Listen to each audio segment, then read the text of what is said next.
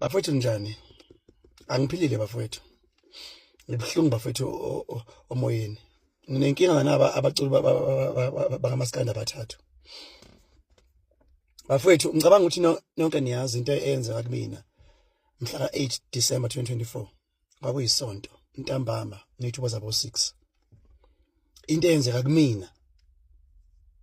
Kunaba bafowethu anginankinga uma abanye bena ukuthi vele baziphuphu enough lento ukuthi bangayenza ijoke. Kodwa hayi abantu abangabaculi bangamaskandi. Yabona? Leyanto yawulimaza umoya wami, even emndenini wami akekho ongidlalisa ngaleyo nto leyo ke. Akekho ongidlalisa ngaleyo gama lelo ngoba bayazi ukuthi leyo gama lelo lishoni kumina. La ngilimaza kangakanani mina. Abangani baba baseduzane nami akekho noyedwa ongidlalisa ngaleyo gama ngoba lento angiyifuni.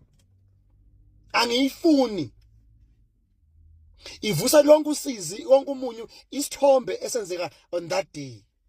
Kodwa khona abaculi bamaskandi lento abakwazi ukuthi bakhulume ngayo esihlangana leni. Bene following eningi engaka ba spreader those things ukuthi mina Mgibe angiqhubeke ngihetheke. Kwafa umuntu on that day. Mangichaza mina into eyenzeka lento yenziwa ijoke. Nginenkinga ke laba bafowethu. Mtumazi Mhlongo eMtubatuba washikshela mfowethu ngukhonzile mfowethu. Nginama video akho la ukuthi kwami ngikhombisa ukuthi ngikhonzile ngiyakuthanda Mtumazi Mhlongo. Kodwa wena ukwazi ukwenza ivideo, ukwazi ukwenza into ku Facebook ubhale ukhulume ngophuthu wena. Umculi kaMaskandi uyi-public figure as you are. Ukwazi kodwa wena Mtumazi ukuthi uhambe uzokhuluma ngento engiphatha kabi mina, ngakhala mina kwabhlungu, ngakhala for days. Wena uhlekisa ngayo wena Mtumazi wena. Ihlaya wena Mtumazi. Mtumazi akaze kufiwe kini Mtumazi. Ngeke kufiwe kini Mtumazi. Mtumazi ufuna ukufitha.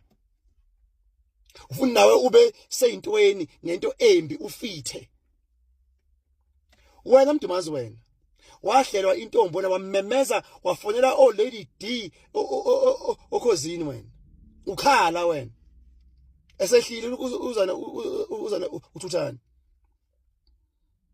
Lo nto leyo umuntu owakutekitisa ngayo kwaba umjito owudlala naye lapho ke unjoko wena nongcofana naye uyena umuntu odlala ngayo thina abanye sathula. Wahlelwa intombi naye ngisho ingoduso ayisho umfazi intombi wakhalisa okweambulance wena Mtumazi wena nezitho ezinkulu azothi umuntu esifazane okhulelwe ophethe iBP. Wena Mtumazi wena namhlanje uzoklifi uphuthu amasimba lolo. Ngiyafisa ngathi uthi kini kwaMhlongo kungefiwe Mtumazi. Ngiyafisa ngathi kini kungefiwe. Maganga Thishela Mfunga Mlotsho eMahlabathini. Ngabe ungaceza noma wakuphi ngabo Olundi. Mfowethu I'm very disappointed mfowethu on you. Nekhanda sangathi uthi isondele Mbongolo. Mfowethu kuwena mfowethu ngiyaphoxeka because abantu abalandeli bami bayazi ukuthi igama likaMaganga alipheli emlonyeni wami. Ngikhonzile mfowethu, ngiyakuthanda Maganga.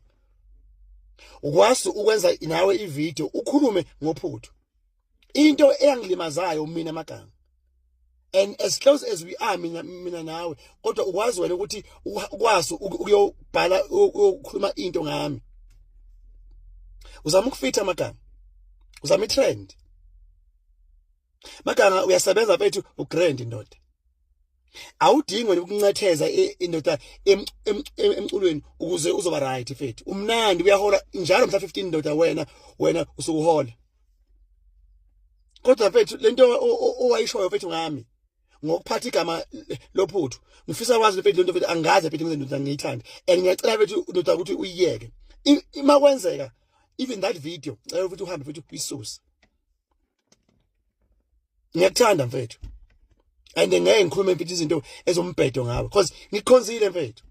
Kodwa wena ukwazi wena ukuthi wena ukwazi ukukhuluma ngento eyangikhalisayo, yangondisa, ngaluze iweight mina.